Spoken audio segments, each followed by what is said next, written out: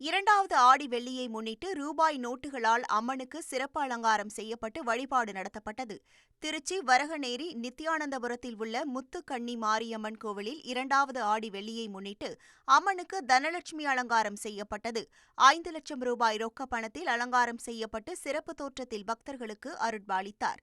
மேலும் முத்துக்கண் மாரியம்மனுக்கு 500 ரூபாய், 200 ரூபாய், 50 ரூபாய், 10 ரூபாய் நோட்டுகளால் அலங்காரம் செய்யப்பட்டது. இதில் திரளான பக்தர்கள் கலந்து கொண்டு சுவாமி தரிசனம் செய்தனர்.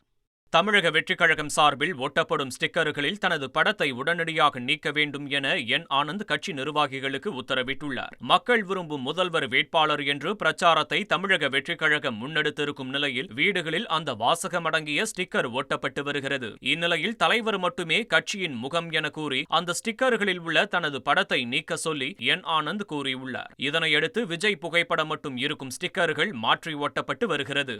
மதிமுகவில் உட்கட்சி ஜனநாயகத்தை பாதுகாக்க ஆகஸ்ட் 2ஆம் தேதி அடையாள உண்ணாவிரதம் இருக்கப் போவதாக மல்லை சத்யா அறிவித்துள்ளார். மதிமுகவில் உட்கட்சி ஜனநாயகத்தை பாதுகாக்கவும் தன்னுடைய 32 ஆண்டுகால பொது வாழ்க்கையை கேள்விக்குறியாக்கும் வகையில் துரோகி என்று சொல்லி சிறுமைப்படுத்தியதற்கும் நாட்டு மக்களிடம் நீதி கேட்டு உண்ணாவிரதம் இருக்கப் போவதாக அவர் தெரிவித்துள்ளார். எனவே ஆகஸ்ட் 2ஆம் தேதி காலை 10 மணி முதல் மாலை 5 மணி வரை உண்ணாவிரதம் இருக்க சென்னை சிவானந்தா சாலையில் இடம் ஒதுக்கி தர வேண்டும் என்று சென்னை மாநகர காவல் ஆணையருக்கு மல்லை சத்யா மனு அளித்துள்ளார்.